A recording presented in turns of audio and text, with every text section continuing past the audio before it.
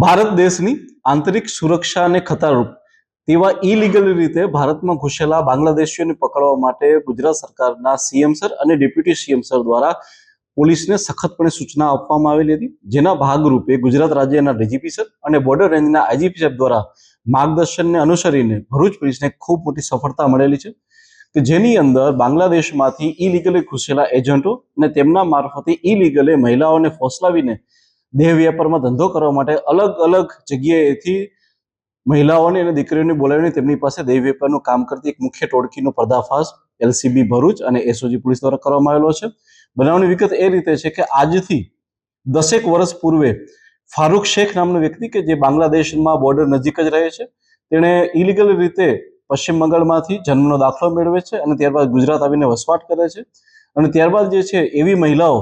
કે જે લોકોને પૈસાની જરૂર હોય તેમને નોકરીની લાલચ દેખાડીને બ્યુટી પાર્લરમાં કે મેડ તરીકેનું કામ કરવા માટેની લાલચ આપીને ખૂબ સારી નોકરી મળશે તેવી લાલચ આપીને અલગ અલગ જગ્યાએથી આવી મહિલાઓને ગુજરાત ખાતે બોર્ડર ક્રોસ કરાવીને લઈ આવવામાં આવે છે.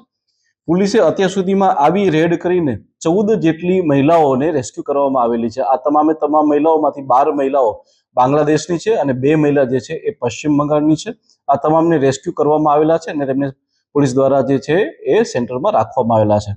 આ સિવાય આ જે ફારૂક શેખ નામનો વ્યક્તિ હતો તે અલ ફારૂક પાર્ક સોસાયટી કે જે ભરૂચ ખાતે આવેલી છે ત્યાં રહેતો હતો અને તેની સાથે તેના શાગરીતો એટલે કે નિઝામ ખાન કે જે મુસ્કાન સ્પાની અંદર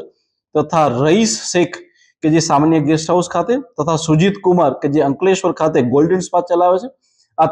તમામ લોકો ભેગા મળી આ મહિલાઓ કે જે પોલીસે રેસ્ક્યુ કરી છે તે અને એ સિવાયની બીજી કેટલીક મહિલાઓ કે જેને પોલીસ વિશે હાલમાં માહિતી મળી છે તેની સાથે મળી ગોવા,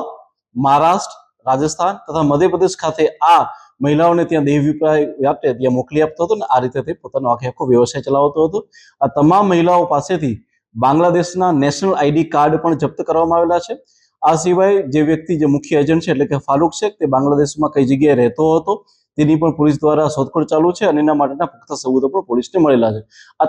તમામ લોકોની વિરુદ્ધ